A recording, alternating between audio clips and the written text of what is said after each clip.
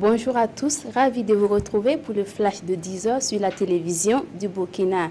À 99 voix pour et 11 abstentions, les projets de loi portant modification de la loi sur la Haute Cour de justice et celle sur le Code de la justice militaire sont adoptés.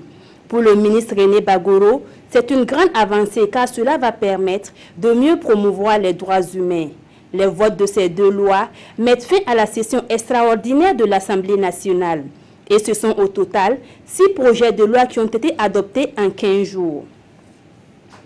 Le Burkina Faso est un bel exemple en matière de dialogue démocratique. C'est l'information phare livrée hier matin par le représentant spécial de l'Union européenne pour les droits humains. En séjour depuis lundi dans la capitale burkinabé, le diplomate a eu des échanges avec les membres du gouvernement, le président de l'Assemblée nationale et celui de la Commission constitutionnelle.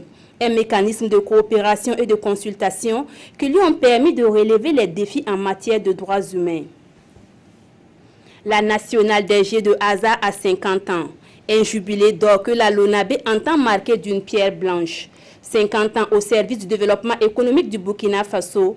C'est sous ce thème que sera célébré cet anniversaire. Diverses activités socio-culturelles seront au programme de ce jubilé. La LONABÉ est passée d'un chiffre d'affaires de 30 millions de francs CFA en 1967 à 10 milliards de francs CFA en 2017.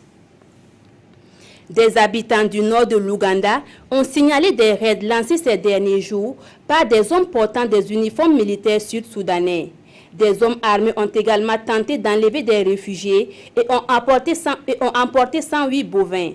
C'était lors des premières attaques signalées sur le sol ougandais depuis le début de la guerre civile chez le voisin. Le porte-parole de l'armée ougandaise a confirmé ces raids. De son côté, l'armée sud-soudanaise a nié toute implication. Des manœuvres militaires de grande ampleur, c'est la réponse de Séoul et Washington à Pyongyang. Au lendemain d'un tir de missiles intercontinental nord-coréen, les armées sud-coréennes et américaines ont simulé ce matin une attaque contre le régime de Kim Jong-un. Un exercice à tir réel. Plus tôt, les États-Unis ont demandé une réunion d'urgence du Conseil de sécurité de l'ONU qui devrait se tenir aujourd'hui. Un conseil présidé actuellement par la Chine, favorable à un dialogue avec le régime de Pyongyang. La Russie préfère elle aussi maintenir le dialogue contrairement à l'Union européenne qui envisage de nouvelles sanctions. Voilà pour ce flash. Merci de l'avoir suivi. Godefroy Bazier vous retrouve à 13 h pour le journal de la mi-journée.